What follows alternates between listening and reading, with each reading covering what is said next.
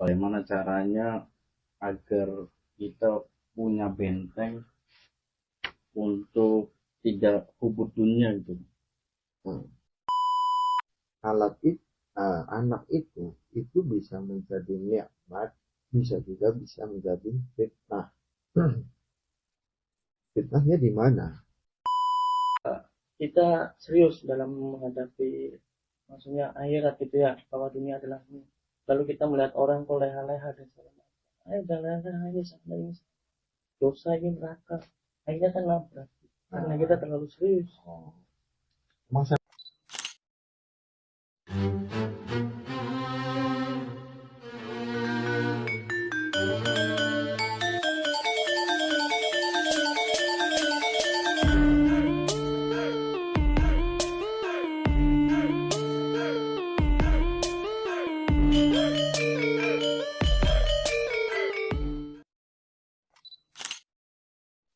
Assalamualaikum warahmatullahi wabarakatuh. Alhamdulillahirrabbilalamin. Sahabat-sahabat Cahaya Caruban Nagari, kita bisa bertemu kembali di channel YouTube Cahaya Caruban Nagari. Dan pada kali ini pembahasan kita yaitu memahami hakikat dunia. Mudah-mudahan setelah kita bicarakan atau kita ulas di Cahaya Caruban Nagari bisa menjadi pelajaran untuk kita semua, khususnya untuk kami yang berada di sini dan umumnya untuk sahabat-sahabat yang menonton video ini. Mudah-mudahan kita bukan termasuk orang-orang yang hubud dunia atau orang-orang yang terlalu mencintai dunia. Kang Rizky ada sedikit pandangan tentang hakikat dunia ini.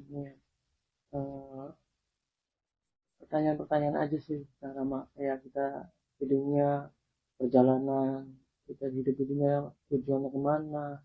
Sebenarnya ngapain kita di dunia. Banyak-banyak keresahan aja lah.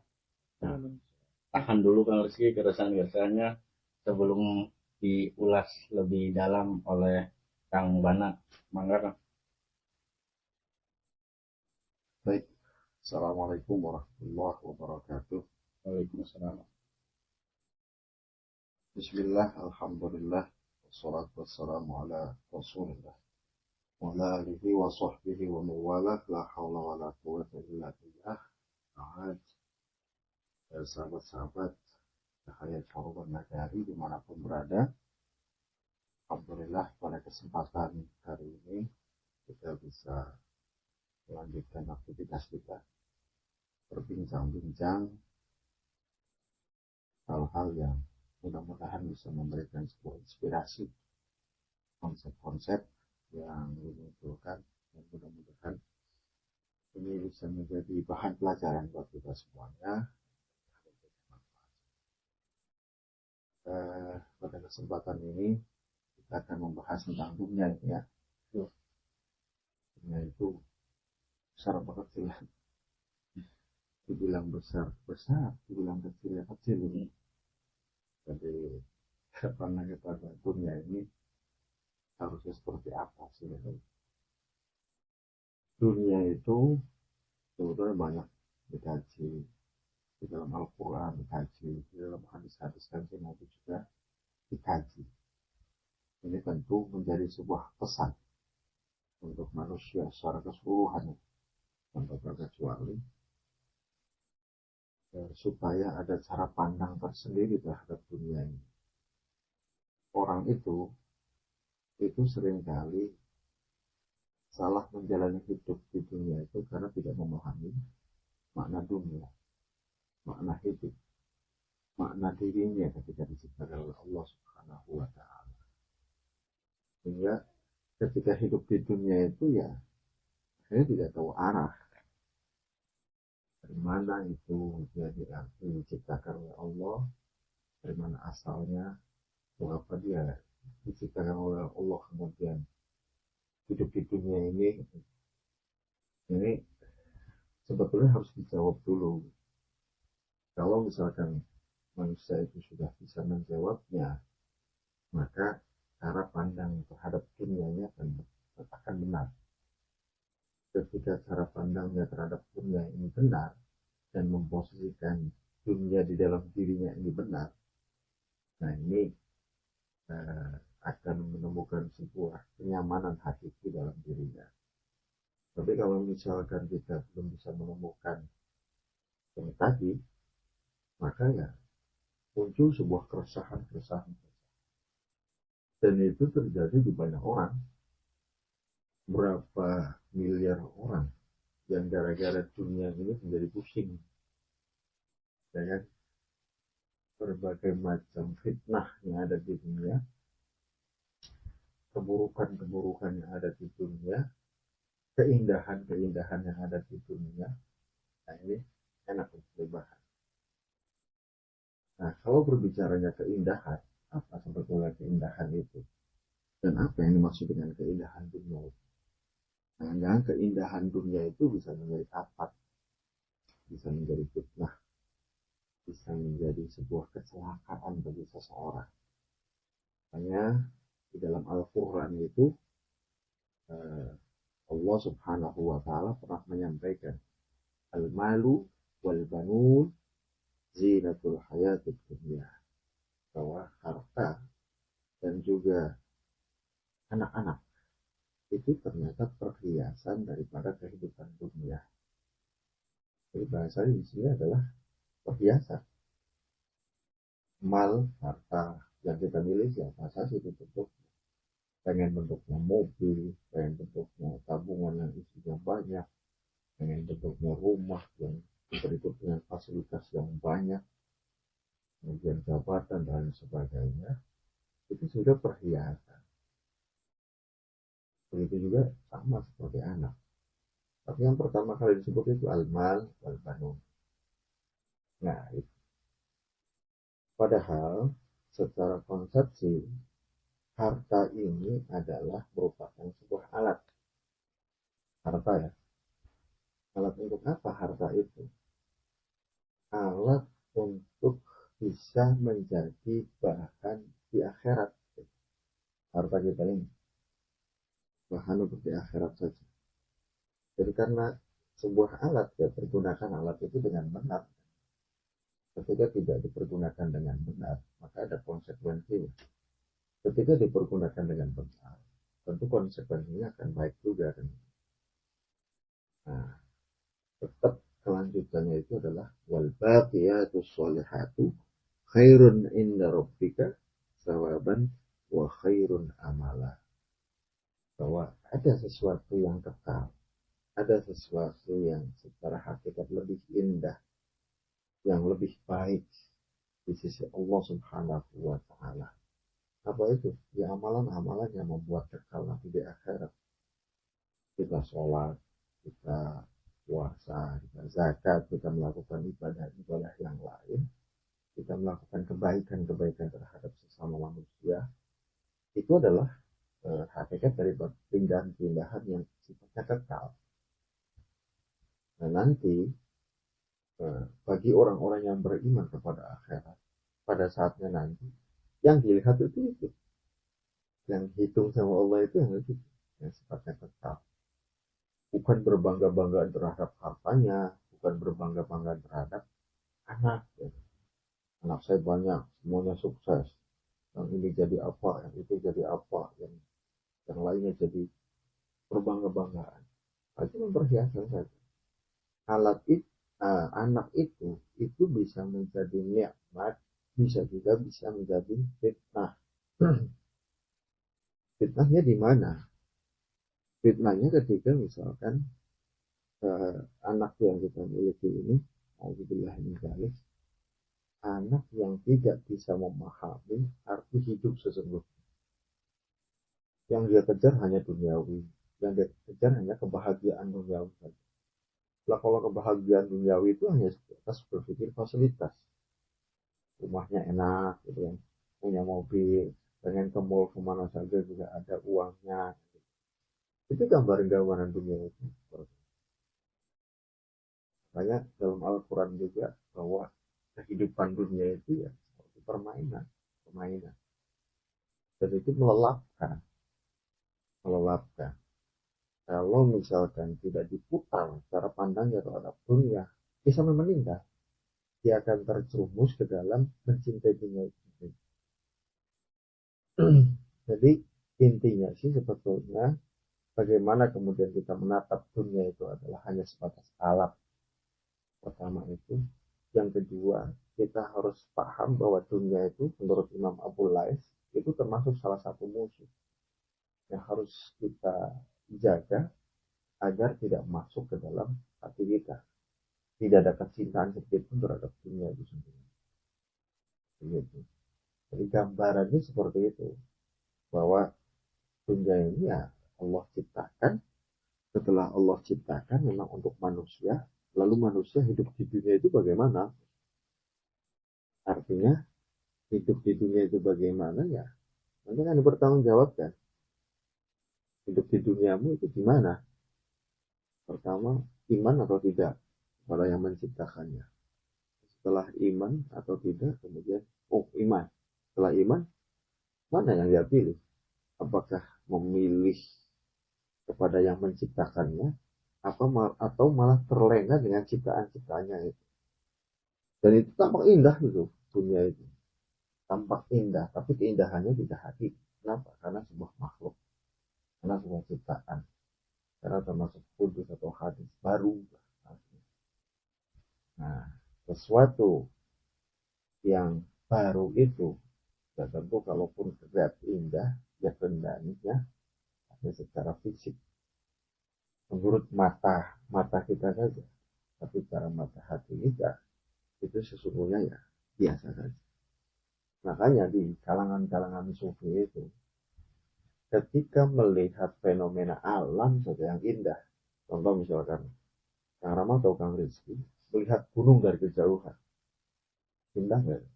Keren ya bentuknya, apanya, atau melihat lautan yang biru, itu kan kelihatannya indah. Apakah laut itu biru? Setelah didatangi ternyata nggak biru warnanya, karena saking dalamnya ternyata warnanya biru. Ketika melihat keindahan alam yang semacam itu, lalu kemudian kita takjub terhadap alamnya, bukan takjub kepada yang menciptakan alamnya, itu sudah terkuasa. Itu hanya sebatas memandang, istilahnya memandang laut, memandang gunung, memandang keindahan-keindahan alam, lalu kita lupa bahwa itu adalah yang diciptakan Allah. Itu sudah terkuasa. Apalagi bergumul dengan duniawi. Bergumul dengan duniawi itu kesibukan-kesibukan yang tidak ada manfaatnya, permainan-permainan yang tidak ada manfaatnya. Sering nggak dilakukan kira-kira? Permainan-permainan yang tidak ada manfaat. Padahal kalau mau kita mengoreksi diri kita ini sering melakukan hal-hal yang tidak ada manfaat. Padahal harusnya kan melakukan hal-hal yang ada manfaatnya, tinggalkan hal-hal yang tidak ada manfaat. Dalam 24 jam, hitung mana yang manfaat bagi dirimu, bagi keluargamu, bagi masyarakat, mana? Nah, ini yang termasuk ke dalam lupa bahwa dunia itu seperti itu. Bukankah 24 jam itu ya dunianya akan muter, mengitari matahari. Ada siang, ada malam, berganti terus. Makanya kan di dalam pergantian silih, bergantinya malam dan siang, itu ada tanda-tanda bagi orang yang ini tanda itu. Jadi ada perubahan sesungguhnya harusnya dalam setiap hari itu ada perubahan. Hari ini kemudian itu harus lebih baik daripada hari kemarin. Besok itu harus lebih baik daripada hari ini. Terus. Kalau ini terjadi, orang baik, tambah baik, tambah baik, tambah baik. Terus begitu. Orang-orang yang memahami hakikat bahwa dunia sementara. Kita kan nggak tahu sampai kapan sih kita di dunia ini. Apakah sampai nyampe nggak nih cara usianya sampai 80 tahun? Nggak tahu. Rizki misalnya usia sampai 120 tahun nggak tahu. Coba sama lama tuh deh. Nah kita kan nggak tahu. Nah ini yang disebut kemudian melenakan. Sampai kemudian di usia muda, sampai di usia tua, dunia itu bisa melenakan. Nah ya, posisi dunia itu harus betul-betul kita posisikan di dalam diri, jangan sampai masuk ke dalam hati. Makanya kata Nabi, "Hubbud dunya ra'sukul khati'atun." Bahwa yang namanya dunia itu, mencintai dunia itu adalah pokok daripada sumber kesalahan-kesalahan. Alaika bil a'wadi anha. Maka berpalinglah. Maka kamu berpalinglah dari dunia. Yang dimaksud dengan berpaling itu apa? Ya, kita hidup di dunia, kita hidup berdampingan dengan dunia, tapi kita harus berpaling. Apa yang kita palingkan? Hati kita. Artinya jangan madep. Orang itu kan kadang-kadang yang dia lakukan dalam rangka uang, yang dia lakukan dalam rangka pekerjaan, yang dia lakukan dalam rangka dunia. Maksudnya itu harus dibalikan. Jadi bagaimana? Yang kita lakukan dalam rangka Allah. Yang kita lakukan dalam rangka ibadah kepada Allah. Begitu. Ini akan membuat ketenangan di dalam batin kita. Kalau ini sudah bisa terjadi, maka ya kedamaian hakiki akan kita rasakan. Tapi kalau misalkan ini kecondongan-kecondongan dunia ini masih ada di dalam hati kita, kita lakukan ini untuk uang, kita lakukan ini untuk jabatan, kita lakukan ini, itu malah akan menjadi susah. Orang yang dalam hidupnya hanya untuk mencari dunia, maka akan disusahkan oleh Allah. Walaupun mencarinya sedikit, walaupun sedikit, tambah angel, tambah susah. Yang dimaksud kecondongan hati ya, yang dimaksud kecondongan hati. Nah, itu tambah susah. Tapi kalau misalkan yang dilakukan itu adalah dalam rangka akhiratnya, maka orang itu akan dimudahkan. Tapi bukan berarti kemudian untuk menukar ya. Menukar akhirat dengan dunianya, bukan. Maksudnya dalam rangka mencari akhirat itu ya kita hanya melakukan sesuatu itu ya karena Allah saja. Karena Allah untuk khidmat, untuk pengabdian, untuk ibadah, semuanya. Maka itu akan dimudahkan oleh Allah Subhanahu wa Ta'ala. Begitu. Dan konsekuensinya juga Allah akan mencintaimu itu, akan mencintaimu. Ketika kita itu sudah dalam pandangannya hanya akhirat saja, dalam rangka akhirat saja, maka sungguh Allah akan mencintai. Ini dalam rangka muhasabah, dalam rangka muhasabah. Ya, bisa itu sebetulnya mana yang konotasinya adalah akhirat, mana yang konotasinya adalah dunia belaka. Itu bikin capek, bikin capek. Yang kelihatan oleh manusia ya mata, telinga, pandangan-pandangan, pendengaran-pendengaran, bukan pendengaran secara hakikat, bukan pandangan secara hakikat. Tapi kalau misalkan berbicara hakikat, wah, gak mau itu. Makanya dari nyali menganggap bahwa dunia itu adalah bangkai. Orang banyak mencari bangkai. Dia akan menjadi bangkai kalau misalkan menjadi sebuah tujuan. Tapi kalau menjadi alat, memang harus dipakai kan. Kalau menjadi alat dalam rangka akhirat, itu bisa menjadi banyak. Nah ini gambaran-gambaran dunia ya, gambaran-gambaran dunia begitu.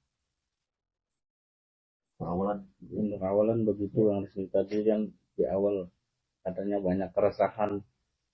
Artinya kan dunia adalah permainan dan itu juga dunia itu bangkai. Ini kita harus seserius itu Kang dengan dunia dan bangkai dan permainan itu seserius. Maksudnya harus seserius itu kita ibadah dan ibadah. Karena dunia mengapa kita harus seserius itu untuk menghadapi dunia yang bangkai? Paham nggak kira-kira pertanyaan? Belum nyampe sih. Nah, artinya kan kayak ada overdose agama gitu kan, akhirnya Oh, nabrak sana sini. nampaknya Kayak di mana? eh, kita serius dalam menghadapi maksudnya akhirat gitu ya, bahwa dunia adalah ini. Lalu kita melihat orang kok leha-leha dan segala macam. Ayo jangan leha aja sana ini. Dosa ini neraka. Akhirnya kan nabrak. Karena kita Nah, terlalu serius. oh. Emang saya mengatakan begitu? Enggak kan? Enggak. Nah, gini, saya paham. Yang dimaksud sebetulnya paham. Jadi, bagaimana kemudian sebetulnya memposisikan dunia terhadap diri kita lah. Kalau sampai menjudge orang, itu sudah salah. Ya kan? Wah, berarti ini, oh, orang ini senang sama dunia. Orang ini cinta sama jabatan. Orang ini sukanya fasilitas saja. Orang ini nggak bisa begitu. Ini kita dalam rangka introspeksi. Jadi tidak ada yang mengatakan bahwa orang yang punya mobil dia mencintai dunia. Kita ngomong gitu. Mobil itu alat, ya enggak? Alat untuk ibadah kita tidak. Tidak bisa. Tidak bisanya di mana? Makanya, contoh misalnya, kita pengen beli mobil. Luruskan dulu niatnya dalam rangka akhirat, bisa tidak bisa. Saya niatkan beli mobil ini untuk ibadah kepadamu. Karena ini wujud syukur saya. Saya dikasih rezeki yang banyak, saya beli mobil. Itu ibadah itu mobilnya. Ya kan? Mobilnya ibadah. Begitu pula dengan yang lainnya. Rumah. Begitu pula kan nyaman. Kalau ada duitnya. Kalau nggak ada duitnya, ya kita belajar sabar dan menerima. Karena ya, orang dititipi, istilahnya. Orang dititipi itu cuma titipan. Ini loh, ini punyaku.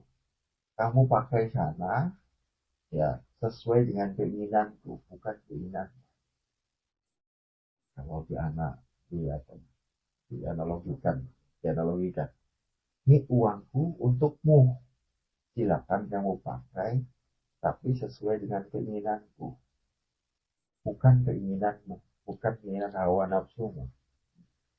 Kalau keinginan hawa nafsumu, maka yang kamu akan kejar adalah hawa nafsumu, kesenangan hawa nafsumu.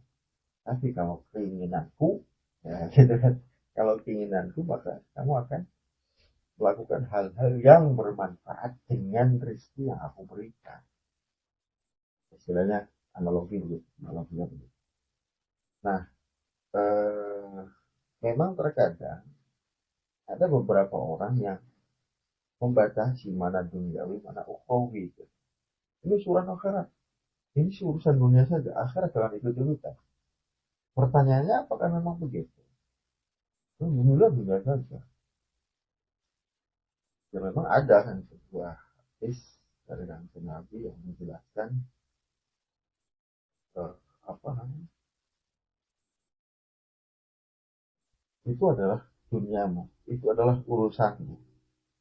Itu yang tentu dalam rangka sebetulnya memang tidak semua orang itu bisa menguasai.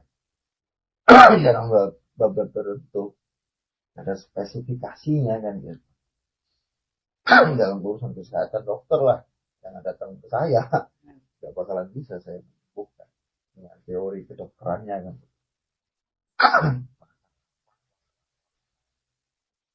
Tuh, pakar perekonomian, pakar ini, pakar ini. Sendiri. Nah, nah, dalam urusan berlebihan ibadah, mungkin bisa terjadi. Yang dimaksud itu mungkin. Berlebihan itu sampai melupakan kewajiban. Sampai melupakan kewajiban. Dia senang wirid, sholat, puasa, dan harus wiridnya juga puasa itu tidak wajib langsung dilakukan. Tapi kalau sampai meninggalkan, melupakan, Anda punya istri, Anda punya anak, gitu. Anakmu mau dikasih makan apa, biarin baik. Ada waktunya bekerja, bekerjalah. Apakah bekerja tidak ada nilai ukhrawinya, pertanyaannya? Ya ada juga, dapat pahala. Gitu kan? Bekerjamu dapat pahala. Kalau mereka apa? Menafkahi istri dan anak. Karena menafkahi istri dan anak itu kewajiban. Kalau dilakukan dapat pahala, tidak dilakukan dapat dosa. Gitu loh. Nah, intinya di situ. Intinya di situ. Berpaling terhadap dunia itu begitu. Kalau saya sih lebih tertarik bagaimana cara kita memulai untuk membatasi, membentengi diri kita, khususnya hati kita agar tidak terpenjara oleh gemerlapnya dunia ya kan. Bagaimana caranya agar kita punya benteng untuk tidak hubur dunia gitu. Cara membentenginya sebetulnya begini. Tadi kan sudah digambarkan hakikat dunia ya. Hakikat dunia bagaimana. Nah, itu sebetulnya tuh. Kemudian kita harus bisa memposisikan batin kita terhadap dunia. Memposisikannya bagaimana caranya? Itu orang awal pertama kali terjerumus ke dalam apapun itu awalnya dari cara memandang. Cara pandangnya bagaimana? Maka kita harus konsekuen dengan ilmu yang dimiliki oleh kita. Kita bekerja, cari pekerjaan. Ya hanya sebatas menjalani kewajiban kita untuk mencari nafkah agar tidak minta-minta. Lebihnya terserah Tuhan. Di situ kita akan menemukan kenyamanan. Tapi kalau misalkan kita dalam menghadapi itu, kemudian timbullah sebuah ketidakyakinan kepada Tuhan, nah ini neraka. Saya udah sana kemarin udah sekarang, Tuhan bisa belum ngasih saya ya, misalkan itu bisa jadi neraka nanti. Nerakanya gimana? Karena sudah mempertanyakan Tuhan. Bukankah Tuhan itu maha mengatur? Tuhan itu memberikan sesuatu yang terbaik. Kalau kamu belum diterima di sana, oh berarti kamu tidak bagus di sana. Kamu cari lagi yang lain. Oh ini nanti ketika diterima di salah satu tempat, itulah yang kamu diridhoi oleh Tuhan. Terima dengan baik. Nikmat. Cuman perlawanannya itu kan sebetulnya dengan nafsu kita. Betul. Nafsu ini yang berperan. Maka nafsu itu identik dengan kesenangan lah. Apa sih orangnya yang nggak senang sama duit? Kenapa? Karena dengan duit itu kita bisa melakukan apapun, kita bisa jadi apapun. Itu sudah hampir menuhankan duit. Karena alat, itu tuh alat. Jadi rambu-rambunya di sana, rambu-rambunya di sana. Makanya kan kalau sudah mulai mencintai, ada saja sih. Aduh saya ada duit nih, ada duit nih, ada duit nih. Kalau sudah mulai ada cinta, jadi ingatkan saja, oh itu adalah titipan untuk kamu mau untuk apa, gitu. Sebenarnya duit itu salah satu gambaran saja. Ya. Letaklah ibunnya, letaklah hunnya di mana itu sudah bisa untuk kita. Contoh misalkan ini kita punya HP, nah, ini bisa manfaat, bisa menjadi mudarat, bisa menjadi mudarat buat kita. Ketika kita betul-betul melalaikan tugas kita, kewajiban kita hanya tunggu terus dengan HP ini. Ya. Kalau misalkan kita dimanjakan dengan HP ini, gak bakalan lepas-lepas ini. Serius, di zaman sekarang. Ya. Apalagi sudah kecanduan game. Game terus. Wah, gak berhenti-berhenti itu game. Berjam-jam kuat mainan game, tapi dalam urusan sholat lupa. Hanya beberapa menit. Kok bisa? Kan ngeri. Nah, itu termasuk laibun walahun. Dan kalau mau berkata jujur, ini kebanyakan permainan semua ini, dolanan kabeh. Ya, permainan semua. Yang serius mana? Gitu. Kita buka DP. Itu permainan banyak sekali. Dolanan ya, melenakan semua. Nah, kita lihat internet, wah, dolanan semua, permainan semua. Mana yang bermanfaat? Dan itu apa namanya? Contoh-contoh saja. Kalau dikembangkan, yang mana yang melenakan itu duniawi. Ya. Nah, jadi batasan-batasan itu harus kita bangun. Kalau sudah mulai terpojok, menyukai, mencintai, apalagi, ya ingatkan. Kita harus berani dan bisa mengingatkan bahwa jadi, nah, ini sudah mulai menyenangi. Mau urusannya sama duit, nah, kadang-kadang lupa sama semuanya. Sama istri kadang lupa, sama anak kadang lupa, apalagi sama tetangga. Lupa semua. Menyambung yang tadi kan kayak gitu ya. Tadi kan disinggung ada nafsu juga yang bermain, dan ada juga kan penyakit hati kan, iri dengki gitu kan, melihat tetangganya punya ini, punya sesuatu yang baru dan mewah. Kadang ya manusia kan kadang iri, ingin memiliki juga gitu loh. Apakah itu sudah ada atau bisa dikatakan sudah ubudnya juga loh. Nah itu, ini problem besar. Kadang-kadang tidak menjadi sebuah jaminan orang kaya itu mencintai dunia, orang miskin tidak. Ada jaminan begitu. Bisa saja orang kaya malah justru dia tidak mencintai, miskin malah justru mencintai dunia. Kalau secara konsepsi, orang kaya zuhud, orang miskin malah tidak zuhud. Rakus. Itu bisa terjadi. Itu gara-gara apa sih? Gara-gara hati yang tidak bisa memposisikan diri. Aslinya begitu. Saya kaya nih, misal. Saya kaya. Tapi saya tuh nggak cinta dengan kekayaan saya. Itu dipergunakan betul untuk alat-alat untuk ridhonya Allah. Ada orang miskin, ada orang yang fakir, yang mencari apa segala macam untuk apa, tapi itu dalam rangka dirinya, dalam rangka untuk dirinya. Nah, ada rakusan di dalam dunia ini. Makanya jangan diletakkan di hati. Nah, paham ya? Cinta itu bagaimana?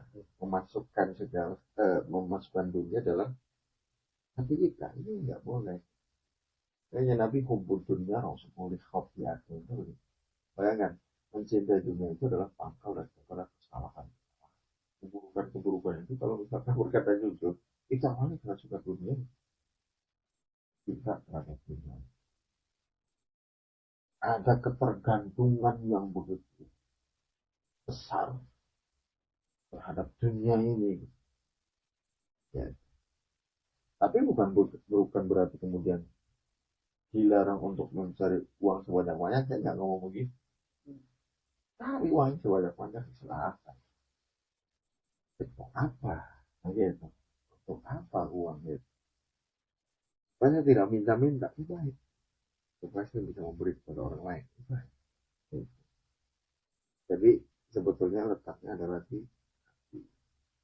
kalau sudah kasut, ya kan?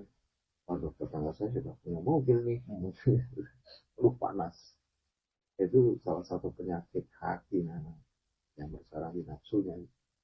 Itu harus diistighfari. Kalau tidak diistighfari, itu nanti kalian iri, dengki sama orang itu. Gak punya salah nggak apa, kita benci. Ini kan gak. Jadi intinya di hatinya. Nah, Bagaimana karya sih ada loh. Jika kalau alasannya untuk bertahan hidup dia rakus, bagaimana kan? Dia rakus karena bertahan hidup. Dia rakus. Karena bertahan untuk hidup. Oh, antara Apakah rakus, dibenarkan gitu? antara rakus dengan bertahan hidup ini harus dibahas dulu. Apa yang dimaksud dengan rakus? Kalau saya bahasakan, ada orang yang rakus, ada orang yang semangat. Ya. Kalau semangat dengan rakus itu kan, ya kan? Kalau semangat ya harus dibangun lah. Kalau nggak semangat tadi tidur aja, kayak ngapa-ngapain aja. Nggak berangkat, harusnya nyari nggak nyari. Ini kan nggak ada semangat. Nah, semangat untuk tidak menjadi orang yang peminta-minta harus pergi, harus mencari. Kan? Tapi kalau rakus itu sebetulnya tidak pas gitu. Rakusnya di mana? Nah, ya kan? Rakusnya di mana? Paling ya kalau sampai kepusingannya berlebihan, gitu ya. Nggak berlebihan. Itu mungkin awalnya dari rakus, bukan semangat. Rakus. Saya pengen membuktikan kepada orang. Saya pengen membuktikan kepada orang tua saya. Saya pengen membuktikan kepada pacar saya. Akhirnya niatnya untuk siapa? Untuk orang juga. Untuk dilihat orang. Untuk dipandang orang. Harusnya bagaimana? Dipandang Tuhan lah kan. Dipandang Allah. Itu urusannya apa? Menjaga hati. Kan? Jadi beda lah. Harus semangat dengan rakus.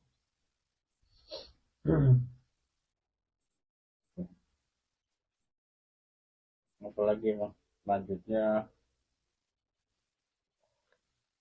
mungkin kita itu yang disebutkan Kambana tadi ya terlalu terlena dengan luar biasa keindahannya dunia gitu. Apakah bisa dikatakan bahwa dunia ini sebetulnya Allah ciptakan tuh hanya untuk ujian terhadap manusia agar lulus di akhirat kelak gitu kan? Memang konsep Tuhannya kan begitu. Zaman Nabi Adam darinya di surga dan diturunkan di dunia di bumi gitu kan, yang punya anak keturunan. Nah, yang harus dipahami adalah Nabi Adam itu awalnya dari surga, dan memang ditempatkannya harusnya di surga, ya kan? Tapi harus diturunkan dulu supaya tadi di surganya lebih tinggi lagi. Begitupun anak keturunannya. Maka punya kewajiban bagaimana caranya agar kembali kepada kudu balik mana yang surga, balik mana yang neraka, kan nggak enak. Nah, maka ya pemikirannya nanti akan bisa menjawab memandang dunia itu harus bagaimana, sehingga dia betul-betul memahami bahwa dunia ini hanya impian, lewat saja, tidak kekal, tidak ada yang kekal dunia ini. Orang mati, lah mati bagaimana? Nah, masuk ke alam barzah. Alam barzah itu proses akhirat, babul akhirat, pintunya akhirat itu di barzah. Kalau sudah masuk situ itu selesai itu permainan kita di dunia ini. Diberikan kesempatan oleh Allah, dan selesai. Mati. Batasnya itu mati. Mati itu ada yang tua, ada yang muda, ada yang hanya dari balik beberapa tahun itu sudah mati. Itu sampai sebatas saja. Nah, maka memang dunia ini diperuntukkan oleh manusia untuk ladang ibadah. Yang begitu. Ya. Dunia berarti bisa diartikan sebagai apa tempat berprosesnya manusia. Iya. Proses. Gimana kalau itu? Tadi katanya banyak keresahan. Iya begini, jadi lagi yang permainan itu selesai kan ketika itu orang sudah mati ya. Lalu ada bahwa orang tua bertanggung jawab juga terhadap anaknya gitu. Ketika anaknya melakukan dosa, orang tuanya juga mendapatkan imbasnya gitu kan. Apakah ketika orang tua sudah meninggal kita sebagai anaknya pikirannya lalai gitu pada saat itu lalai atau melakukan kesalahan, dosa besar atau maupun kecil, akankah dosa itu berlanjut juga pada orang tua kita yang sudah tidak ada di dunia, kita berbuat kesalahan, kita berbuat dosa. Adakah dosa turunan? Dosa turunan itu kita tidak melakukan sesuatu, tapi orang lain mendapatkan dosanya. Bisa iya, kalau memang orang tuanya mengajarkan keburukan. Itu mabok baik, ya kan? Berarti dia cari mabok. Tapi misalnya aja, Cung, kira kok ada mabok. Kamu tuh jangan mabok.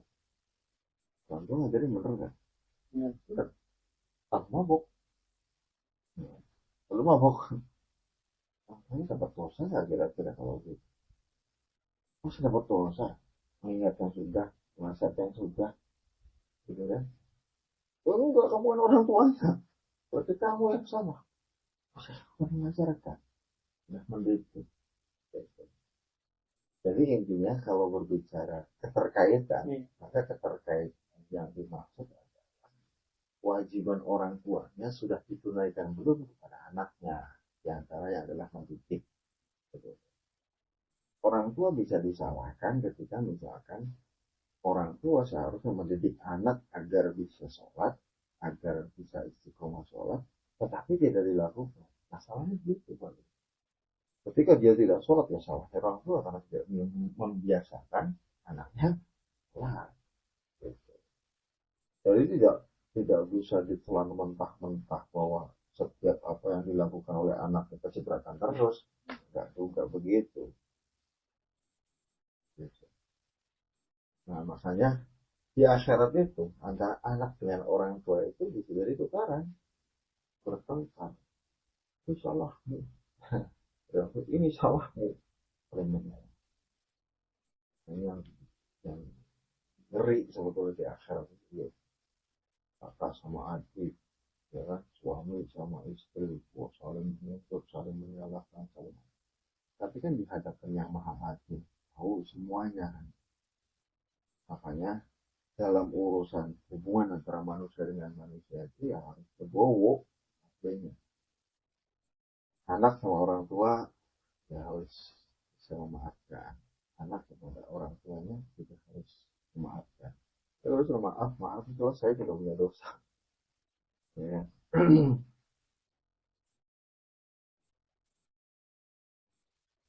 Ada sedikit gambaran, ada gambaran bagaimana kemudian kita bersikap, bersikap. Dulu ada sebuah kisah Sayyidina Umar, Umar bin Khattab ketika itu ya, sudah menjadi khalifah. Ini gambaran khalifah.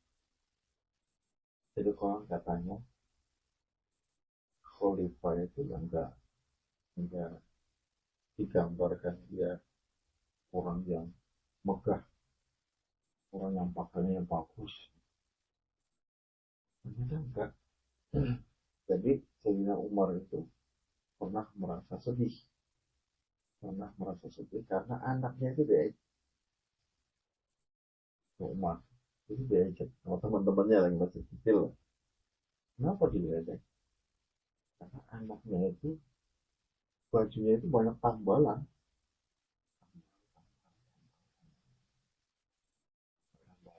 Jadi anaknya ngomong mau diledekin apa mungkin sambil nangis lah ya. Akhirnya Sayyidina Umar kemudian merasa iba terhadap datang bendahara negara lah, bendahara negara pengen minjem uang uang gajinya sendiri minjem. Untuk apa? Untuk membelikan maju untuk membelikan baju. Tapi apa jawaban bendahara negara? Apakah kamu yakin besok itu kamu bisa memenuhi? Apa umurmu akan nyampe? Menurut, kalau misalkan nggak nyampe, gimana bayar? Akhirnya ada semacam itu. Wah, yuk, saya bilang Umar. Nangis. Yang dirasanya anaknya. Gambarnya kira-kira gimana? Posisi dunia ketika itu dalam pandangan Sayyidina Umar. Pandangan Sayyidina Umar terhadap jabatannya. Kira-kira gimana orang? Nah, kondisinya memang berbeda. Nah, anaknya itu banyak tambahan. Sayyidina Umar itu kan ternyata bajunya itu ada tambahan-tambahan. Jadi, ini gambaran sebetulnya kehati-hatian lah ya, kehati-hatian. Bagaimana memposisikan diri kita terhadap pelajar, pelajar dengan apa saja perintah itu bisa mendapatkan fasilitas apa-apa. Juga. Nah itu cerita menjadi sebuah inspirasi lah.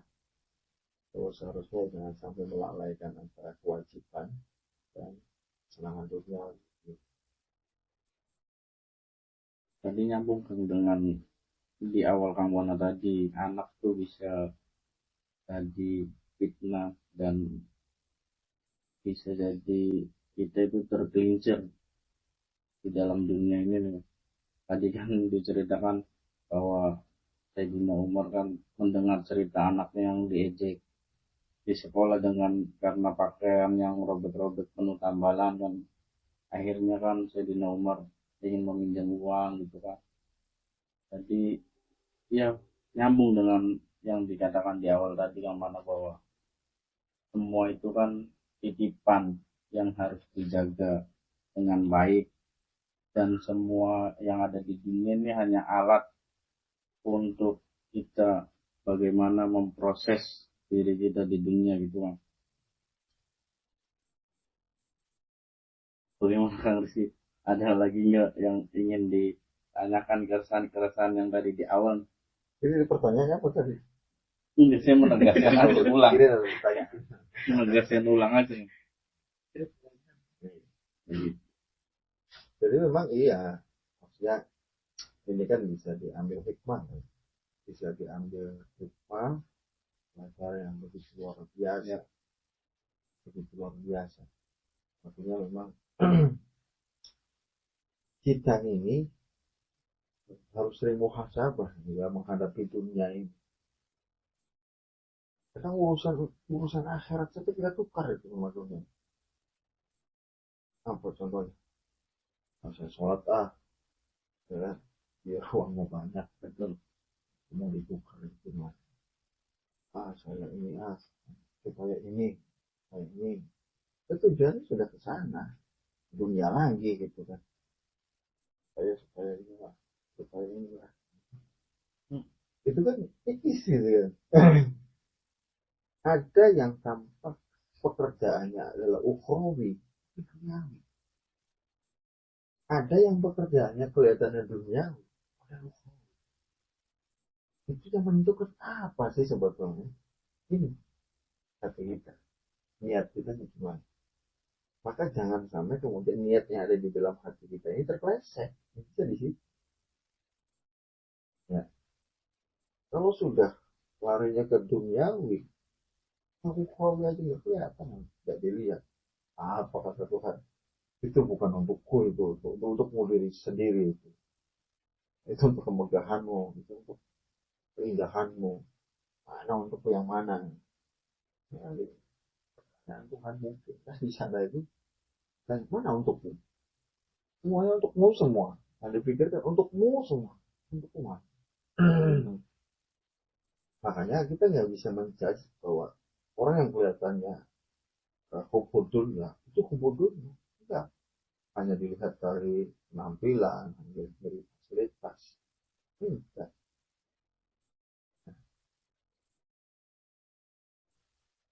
Jadi tentunya menjaga hati supaya tidak mencintai dunia. Ya begitu sahabat-sahabat Cahaya Caruban Nagari, tadi jaga hatimu agar tidak terpleset dengan gemerlapnya dunia. Dan mungkin pembahasan kita kali ini akan dicukupkan. Untuk terakhir Kang, mana closing statement? Ya, ya dunia ini sementara. Kita ini dikasih jatah waktu sama Tuhan itu ya sebentar. Dan cuma sekali. Ya, kita mau apa? Mau apa? Kita hanya 60 tahun, kita hanya 70 tahun, bahkan kurang dari itu. Pertanyaannya kita mau apa? Mau kemana? Akankah dunia ini selalu menjadi kendala bagi kita untuk kembali kepada Tuhan? Semuanya kita muarakan kepada Tuhan, termasuk dunia yang ada di sekeliling kita ini. Maka kita punya kewajiban untuk selalu menjaga kita, menjaga diri kita, menjaga keluarga kita, agar selamat semuanya. Nah, cara menjaga selamat di dunia ini dan selamat di akhirat nanti, yaitu adalah kenalkan diri kita, kenalkan anak-anak kita kepada sebuah hakikat yang sedang terjadi. Saya mereka akan melewatinya dengan sesuai dengan apa yang Allah inginkan terhadap manusia itu. Jadi kebanyakan orang itu ya karena kehilangan arah. Ini yang sangat kita bingung. Oleh karena itu ya istiqomahkan hati kita agar tetap selalu apa yang kita lakukan ini dalam rangka untuk Tuhan. Yang Rizky ada tambahan? Tidak ada Pak. Ya baik sahabat-sahabat Cahaya Caruban Nagari, mungkin kali ini dicukupkan dan terbesit kata-kata setelah tadi di bincang-bincang kita, lepaskan dirimu dari penjara dunia karena semua itu fana. Mungkin itu saja yang bisa kami sampaikan. Allahumma muwaffiq ila aqwamit thoriq. Assalamualaikum warahmatullahi wabarakatuh. Waalaikumsalam.